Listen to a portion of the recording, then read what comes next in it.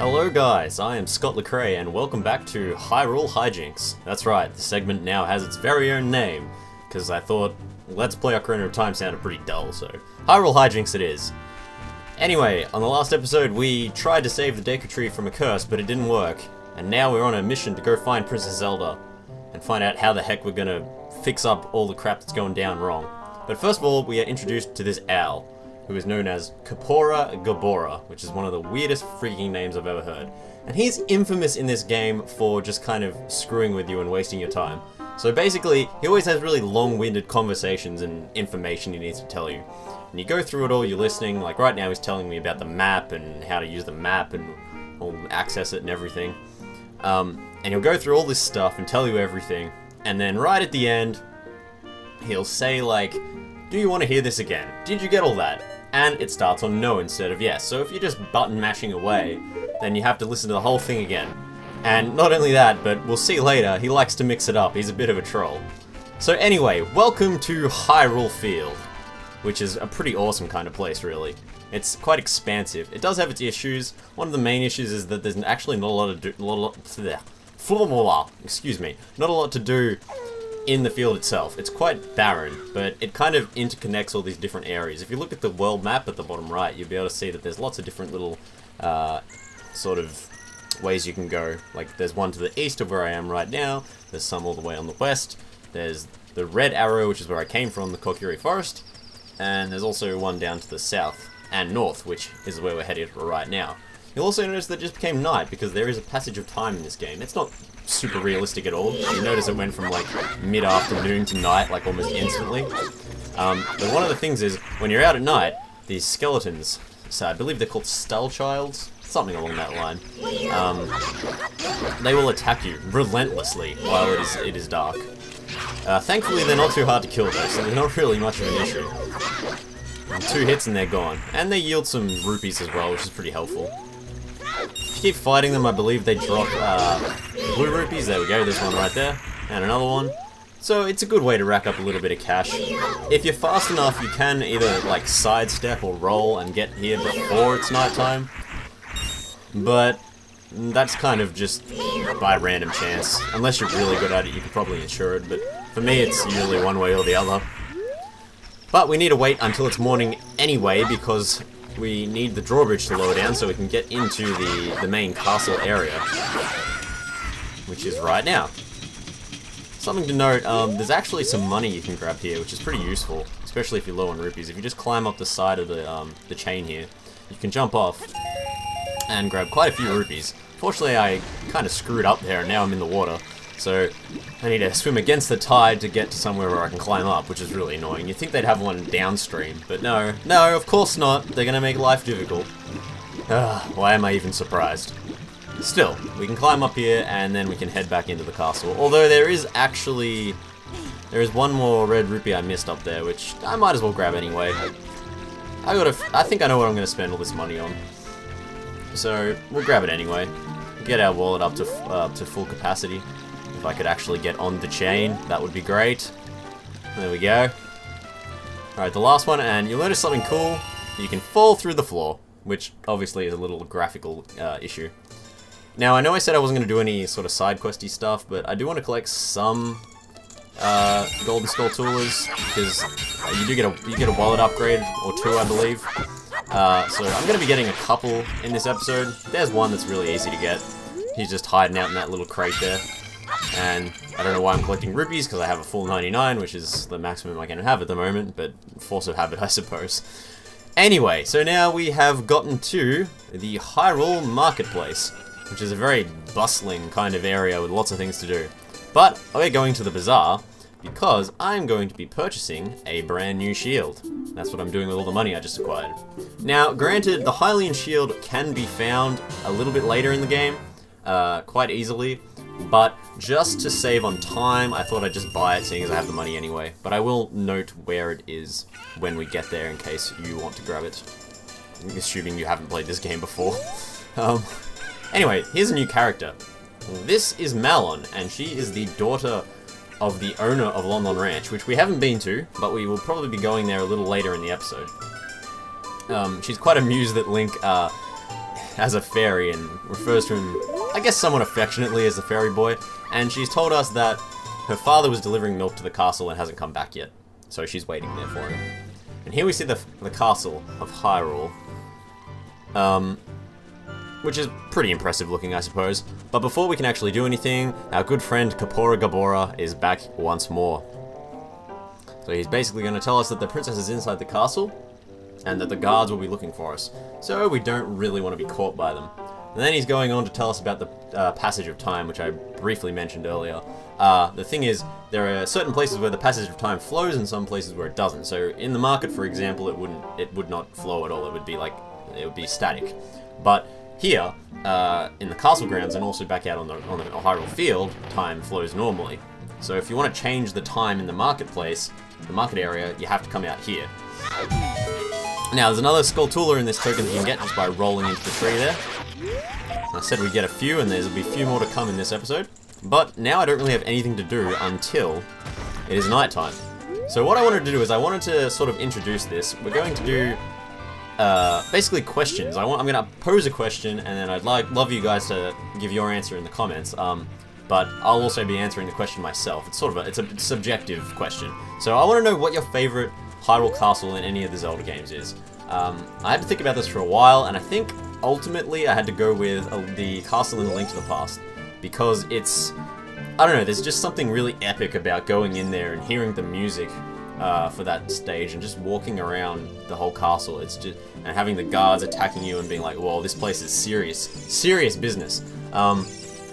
I mean, I do like some other ones. I really like the styling of it in Twilight Princess. The one in Ocarina of Time in this game is pretty boring, I'm not gonna lie.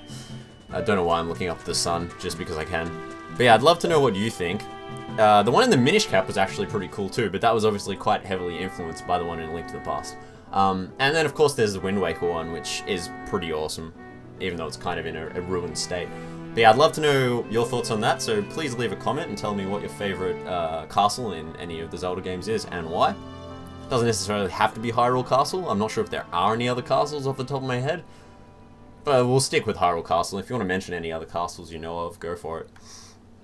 And as you can see, it's slowly becoming dark now.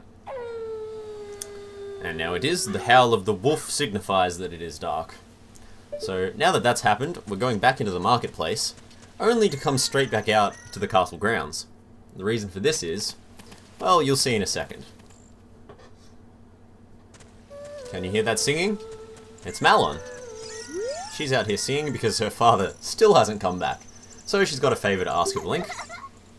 If he can go and find him, which would definitely help her out, because a girl of her age should not be out this late by herself, that's for sure. And she says she's been incubating this egg, which we get given. Which is one of the more peculiar items in this game, to say the least. And actually by putting it onto our C buttons, we can actually incubate it. Which we want to, obviously. Why we want a chicken is not clear yet, but it'll come in handy.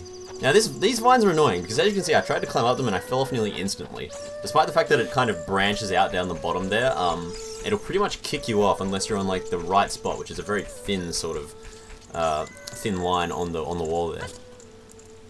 And so now the game has become Metal Gear Zelda. That's right. We have to be very careful here so the guards do not see us. But you know what? Link's such a boss, we can just plow through it. Not a problem at all. It's actually pretty easy. If you know like the spot to go up that cliff there, it's quite easy, but I had a lot of trouble with this part as a kid. Stealth wasn't exactly something I was used to doing in games. At that point, I'd mainly played a lot of platformers and action games, so the concept of stealth was very fresh to me. It was probably actually my first introduction to stealth in video games. Of course, I never really developed a love for stealth until I played Metal Gear Solid, but that's a discussion for another time. So we get a few rupees in the water here, we can climb up here, and head around, and we'll notice that the chicken just hatched now that it's morning. And we have a sleeping person, so perhaps we can wake him with the chicken? He kind of looks like Mario, doesn't he? Blue overalls, a red shirt, a mustache. Are you sure you're not a plumber in your off time? So anyway, this is Talon. And he is obviously Melon's father and the owner of Lon Lon Ranch. But he's a bit lazy, and yeah, probably a bit unaware. And he delivered this milk and then promptly fell asleep. So he's pretty sure that Melon's going to be angry with him, and he's not wasting any more time, and he's getting out of here. Which is probably the wisest thing he's done all day, let's be honest. So now we have the first of many block puzzles within this game. This one's quite simple. We just need to push these blocks into the moat, and then that will form a little a pillar that we can jump across to get into that very small opening where the water is flowing from. And it's a sneaky way that a small boy could get into the castle, the heavily guarded castle, behind locked doors and barred gates. I like it, it's really cool. It's something that I, again, probably didn't work out instantly as a kid, but the sense of accomplishment I got from actually working it out was really cool. And it's a really cool idea.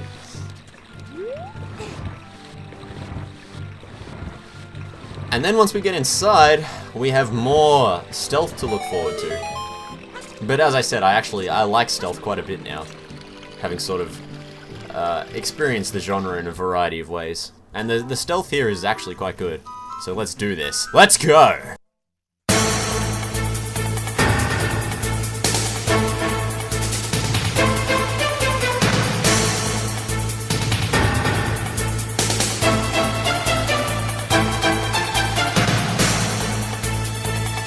Colonel, how do I contact Zelda?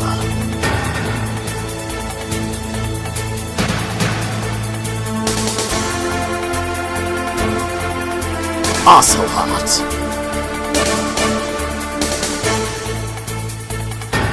Ha! Sniper Wolf. Ah!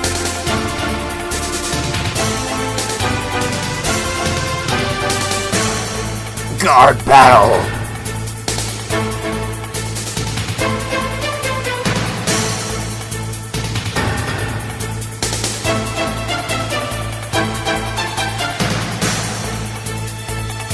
Otacon.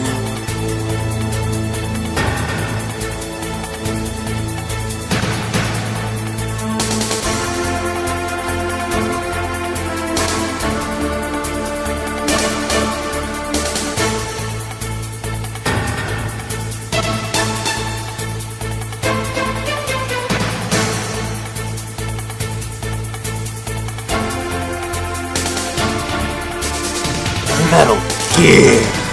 Oh yeah, knocked it out of the park. And now we have made it to the inner sanctum of the castle. You might even call it a courtyard. Oh ho ho. Yeah, that's not funny, I'm sorry. There's a mysterious figure up there, but before we talk to them, if you look through these windows here, you can see a variety of characters. We've got Bowser on the right there, Peach on the left. In the middle bit there, which hopefully I can get a good angle on, is Mario with the wing cap from Super Mario 64. And indeed, on the far left, if I can, again, get a good view. Of course I can't. Come on. No. Oh, for fuck's sake. Alright, there we go. There's Yoshi. So that's kind of cool. Nice little homage to the Super Mario series. Of course, there's a few in this game, but more on that when they appear. And if we shoot a slingshot here, this guard gets pissed off, says don't cause any trouble, and throws out a bomb. Now, I don't really get that. Like, why wouldn't they just be like, there's a freaking kid in the courtyard next to someone really important, shouldn't we go and, like, get rid of him? But no, just throw a bomb out and hope for the best. It's a bit careless, isn't it? I mean, what the hell? Anyway, let's talk to this figure.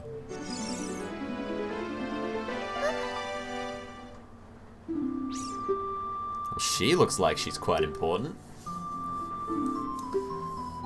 She's amazed that we managed to get past the guards. Look, to be honest, lady, the guards were, like, super incompetent. And she's shocked that Link has a fairy.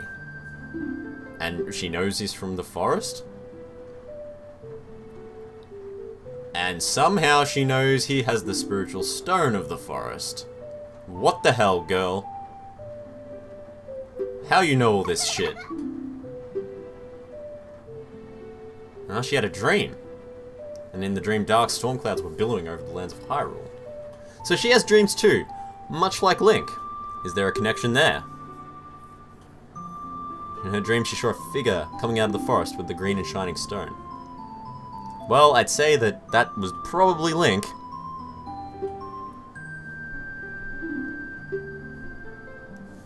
And now she's realized she hasn't even bothered to introduce herself.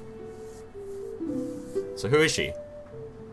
She's Zelda! Oh my god! She's the Princess of Hyrule. And we are Link. Sounds somehow familiar. Oh, don't be silly, Nintendo. It's a nice little nod to the previous games in the series.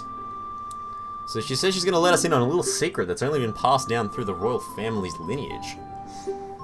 Regarding the Sacred Realm, which we learned before is the place where the goddesses, Din, Nehru, and Farour, met after they created Hyrule and formed the Triforce, the Sacred Relic. And they hid it somewhere in Hyrule. So is the Sacred Realm in Hyrule? But where in Hyrule? That is the question. Will Zelda tell us? And people can make a wish on the Triforce, and depending on their state or their intent, it can lead Hyrule to either prosperity or into complete evil and chaos. Which may or may not be foreshadowing. Now we get introduced to the ancient sages, who built a Temple of Time to protect the Triforce. Okay. Interesting. Who are these sages? Where is this Temple of Time? Temple of Time is the entrance through which you can get to the Sacred Realm. It's a gateway. But, unfortunately, it is sealed by a door, or a wall rather, called the Door of Time. And to open the Door of Time you need the spiritual stones. And indeed, also, a very special treasure of the royal family, the Ocarina of Time. Now, we already have one of the spiritual stones, the Spiritual Stone of the Forest. But, obviously, there's more than just that. So, Zelda's pleased that we understood what she just told you. What she just told us, rather. But, she wants us to take a look through this window, because she believes that the dark clouds in her dream were symbolizing a man who's in there right now. So, let's take a squiz, because this is interesting. Here he is! The Desert King. The King of the Gerudos. The one and the only Ganondorf. So yes, he's the leader of a group of bandits, I suppose you might call them. Desert bandits called the Gerudos, who live out in the west of Hyrule. Who we may encounter later in this journey. And Ganondorf just spotted Link. But as Zelda doesn't fail to mention, he probably won't know what they're up to. What they're plotting, what they're scheming. These two young children. They're only like 10 years old. Like, how the hell are they coming up with such an elaborate plot? Ugh. Anyway. She believes that Ganondorf is after the Triforce. And she's obviously really worried about that because she believes he's evil. And if he makes a wish on the Triforce, well, Hyrule's going to be pretty screwed. And being the princess, she doesn't want that to happen. She kind of feels responsible for the fate of the land. So she asks Link for his help in this task, and obviously, we are happy to oblige.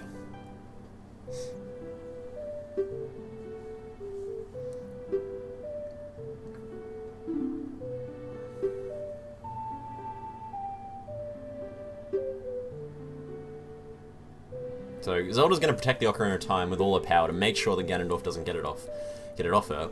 And in the meantime, Link is charged with getting the other 2 spiritual stones. So we know there's 3 spiritual stones now. And where are the other 2? Indeed.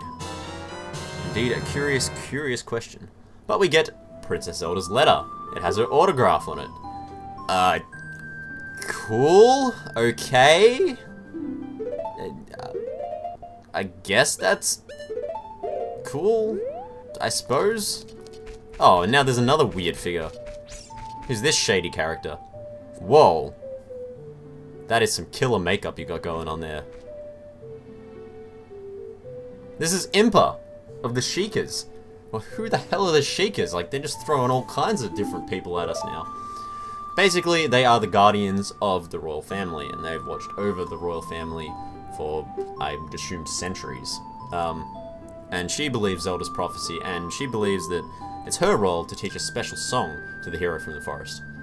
So this is a melody that's been passed down through the royal family. And she's played it to Zelda as a lullaby ever since she was a child. And there's also some mystery to the power that the notes hold.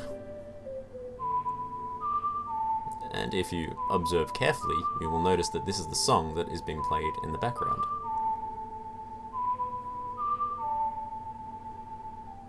For indeed, this song is the one, the only,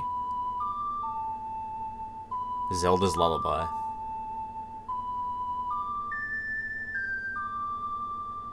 A very powerful song that proves that the performer has connections with the royal family. Although, does it really? I mean, anyone could have heard this song.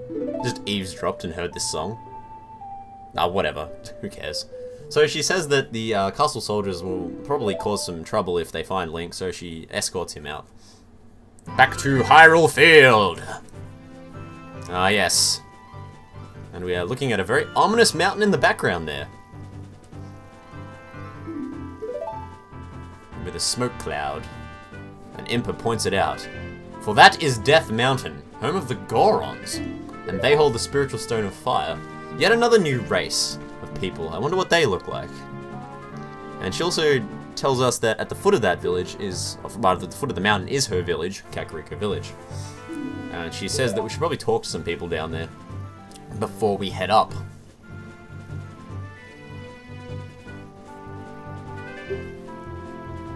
And again, she reminds us that the Zelda's lullaby will prove our connection with the royal family. I guess in kind of like an ambassador kind of role, or associate, something like that.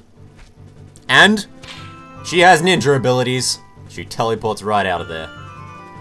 So, whilst we could go into Kakariko Village and head up to Death Mountain, which is our ultimate goal, we're actually going to go to Lon Lon Ranch for the remainder of this episode, which is just over here. Now, Lon Lon Ranch is obviously the home of both Talon and Malon, but there's also another couple of interesting characters there whom we're going to interact with for the first time. That'll probably round out this episode, and then in the following episode we will obviously be heading more to our mission goals rather than this little sort of... It's a bit of a side quest, admittedly, and in this tree, for starters, we can get... Oh wait, no we cannot! We can only get money! I thought there was a Skulltula there, but I was totally wrong. Well, that's unfortunate. Yeah, we're gonna do just a teeny weeny bit of side questing here in Lon Lon Ranch. Just because it's not too far out of the way and the benefits will be quite noticeable. So, there are some pots here we can smash for some more money, because rupees are always good. And if we go through this door here on the right, we'll meet one of those new mysterious characters. This is Ingo! And you might have noticed that he looks a bit like Luigi. And it's interesting because he has kind of a... He hates Talon. Because he believes that he's the hardworking one and he deserves all the credit. Talon doesn't do anything. So he's quite, malicious? Well, not malicious. Disgruntled, definitely, though. Which is kind of interesting to show the dichotomy between him and Talon. I thought it was kind of like a commentary on Mario and Luigi in a way, like Luigi being overshadowed by him, but just being as like hardworking. Whether that's true or not, I'll let you decide. But anyway, Talon's pretty thankful that we woke him up before because it gave him a chance to at least repair bridges with Malon. And he wants us to play a little game. Now you see the 3 chickens behind him are 3 super cuckoos. And he's going to throw them into the normal ones that are surrounding him. And if we can pick them out, he'll give us a prize. Now, they don't look any different to the other ones, so the best thing you can do is try to watch where they go, sort of have a feel for where they went. You can usually, if you get lucky, see where one of them goes by watching its shadow, which I believe I will do. Let's see, that one in the top left there, you can just see, there it goes, it's fallen right there. So that's our first super cuckoo, if I can get it. No, not you. I want the other one. There we go. No, that's not him either. Fuck. That one. Cool. Great. Now another one went up the back here. So if we... Oh, that's it. Awesome. Great. And then the final one went back towards the door. So I need to get over there. One of these ones. No. No. Yeah, there we go. See? That's not that hard. Pretty simple if you kind of just remember in the sort of general area they went. You shouldn't have a problem. And what do we get for this? Well, he's pretty impressed with what we've done, and he's offering us his daughter's hand in marriage. And we will respectfully decline. He actually says the same response if you say yes or no, I believe. Or, it's along the same lines. He doesn't let you marry her. But instead he's going to give us a sample of his Lon Lon milk, which will be energized the moment we drink it. So basically it restores some of your health. But on top of that, we also get a bottle to carry it in. And this bottle, once we drink the milk, will be refillable. Not only with more milk, but various other items that we'll encounter across our journey. So now that we've done that, we're going to head into the ranch proper. On the left here, there is a tree. There actually is a Skulltula in this one. So we get that one. Which we've been getting quite a few, actually. I wonder how many we have. Let's check. We are up to 6. Well, that's decent. That is decent. We're getting there. We need a few more than that, though, before the journey's over. And now we can head into the, well, I guess the what would you call it? The, well, I don't even know what you'd call this. I don't know what the technical term is, but it's where they keep the horses. And here's Malon, seeing yet again. And she's pleased to see you, and of course is happy that you found her dad, and she's curious if you saw the princess or not. She's such a happy little character, and she wants to introduce us to her friend, the horse. Her name is Epona, and Epona's a little pony, but apparently she doesn't want to talk. Okay. Oh, Epona appears to be afraid of us. Well, that's not good. Can we fix this? And apparently the song she's singing was composed by her mother, and she wants to sing it together. We can't sing very well, but we do have an ocarina.